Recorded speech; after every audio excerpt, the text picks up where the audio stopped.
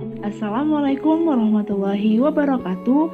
Halo semuanya, kami dari kelompok 1 metode survei kelas BKREKD 2019, jurusan Pendidikan, Bimbingan, dan Konseling Universitas Negeri Medan. Kami beranggotakan 7 orang, yakni Alia Febrianti, Anissa Permata Wulandari, Cindy Dameria Silitonga, Fitri An-Nur, Nur Izharni, Rasmi Wahyuni Lubis, dan Steven Yostian Tiranski Sitorus. Nah, kami akan menjelaskan kepada kalian mengenai regulasi diri. Yuk, kita mengenal regulasi diri. Check it out. Regulasi diri. Regulasi diri terjadi karena adanya kecenderungan siswa yang mandiri dan belajar berbanding lurus dengan kemampuan siswa untuk mengatur dirinya. Siswa yang mengatur dirinya akan mengontrol diri agar mendapatkan prestasi dan belajar. Kemampuan mengatur diri siswa dalam proses belajar ini sering disebut dengan kemampuan self-regulated learning. Self-regulated learning sendiri dalam bahasa Indonesia yang sering disebut juga dengan kemandirian belajar atau regulasi diri dalam pembelajarannya. Aspek-aspek regulasi diri yaitu metakognitif, motivasi, serta perilaku. Metakognitif merupakan kemampuan individu dalam merencanakan, mengorganisasikan atau mengatur, menginstruksikan diri, memonitor, dan melakukan evaluasi dalam aktivitas belajar. Metakognitif ini merupakan suatu proses yang penting, karena pengetahuan seseorang tentang kognisinya dapat membimbing dirinya mengatur atau menata peristiwa yang akan dihadapi, dan memilih strategi yang sesuai, agar dapat meningkatkan kinerja kognitifnya ke depan. Selanjutnya motivasi. Motivasi merupakan pendorong yang ada pada diri individu, yang mencakup persepsi terhadap efikasi diri, kompetensi otonomi yang dimiliki dalam aktivitas belajar. Motivasi merupakan fungsi kebutuhan dasar untuk mengontrol dan berkaitan dengan perasaan kompetensi yang dimiliki setiap individu. Selanjutnya, ada perilaku. Perilaku merupakan upaya individu untuk mengatur diri, menyeleksi, dan memanfaatkan lingkungan maupun menciptakan lingkungan yang mendukung aktivitas belajar. Individu memilih, menyusun, dan menciptakan lingkungan sosial dan fisik seimbang untuk mengoptimalkan pencapaian atas aktivitas yang dilakukan. Ketiga aspek yang sudah disebutkan, bila digunakan individu secara tepat, sesuai kebutuhan dan kondisi, akan menunjang kemampuan pengolahan diri yang optimal. Selanjutnya adalah karakteristik siswa yang memiliki regulasi diri. Yang pertama yaitu terbiasa dengan dan tahu bagaimana cara menggunakan strategi kognitif. Kedua, mengetahui bagaimana seharusnya merencanakan, mengorganisasikan, dan mengarahkan proses mental untuk mencapai tujuan personal atau metakognisi. Ketiga, memperlihatkan seperangkat keyakinan motivasional dan emosi yang adaptif.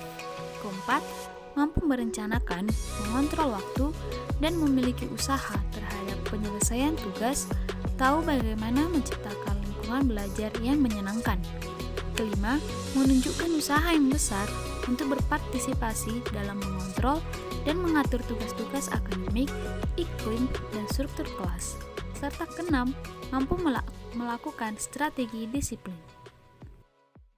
Strategi regulasi diri ada 3, yaitu yang pertama strategi untuk optimalisasi fungsi personal atau personal function, kedua strategi untuk optimalisasi fungsi tingkah laku atau behavioral function, dan yang ketiga strategi untuk optimalisasi fungsi lingkungan atau environmental function.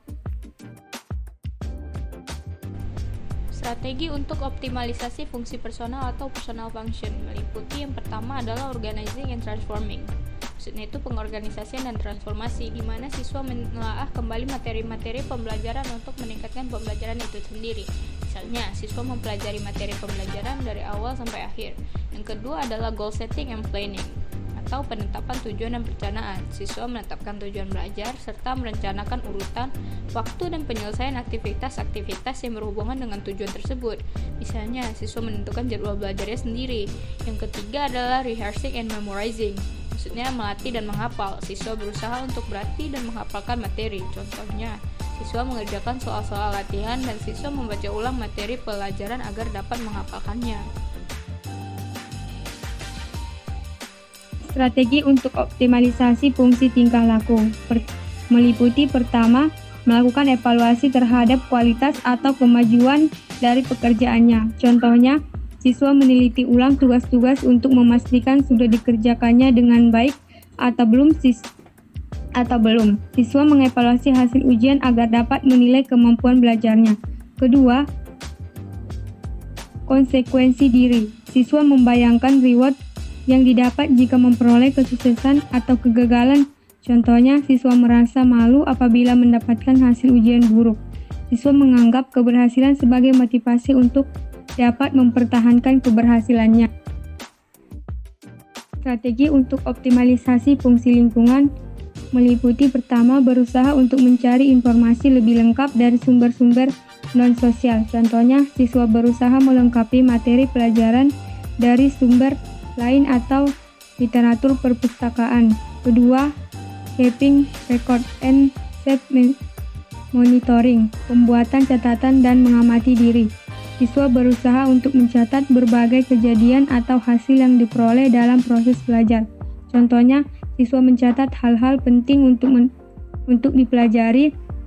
Siswa mencatat hal-hal tidak dipahami untuk dipelajari ulang. Ketiga, ada penyusunan lingkungan. Siswa berusaha untuk memilih atau mengatur lingkungan fisik sehingga proses belajar menjadi lebih mudah. Contohnya, siswa memastikan televisi saat belajar untuk membantu konsentrasi. Keempat, ada pencarian bantuan sosial. Siswa berusaha mencari bantuan dari teman sebaya, guru, orang dewasa lainnya yang dianggap bisa membantu. Contohnya, siswa bertanya kepada guru saat kesulitan mengerjakan tugas atau memahami pelajaran. Kelima, ada melihat kembali catatan.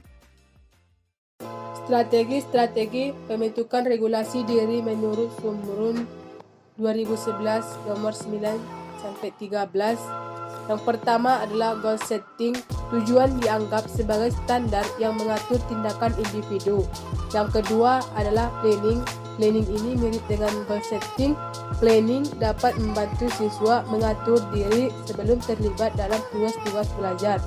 Yang ketiga adalah self-motivation. Motivasi diri siswa atau self-regulation learner terjadi ketika mereka menggunakan satu atau lebih strategi untuk pencapaian tujuannya. Siswa yang motivasi akan membuat kemajuan menuju tujuannya. Siswa lebih bertahan melalui tugas yang sulit dan menemukan proses belajar yang memuaskan.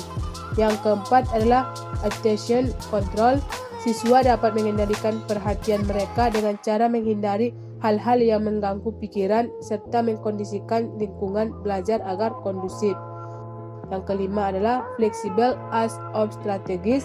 Siswa menggunakan strategi-strategi belajar untuk memfasilitasi kemajuan mereka guna pencapaian tujuan yang meliputi mencatat, menghafal, berlatih, dan sebagainya. Yang keenam adalah self-monitoring. Siswa memantau sendiri kemajuan mereka menuju pada tujuan pembelajarannya. Yang ketujuh adalah help seeking. Siswa mencoba mencari bantuan bila diperlukan agar dapat memahami pembelajaran untuk pencapaian tujuan. Serta yang terakhir adalah self-evaluation. Siswa dapat mengevaluasi pembelajaran mereka sendiri terlepas dari penilaian guru. Demikianlah strategi-strategi pembentukan regulasi diri.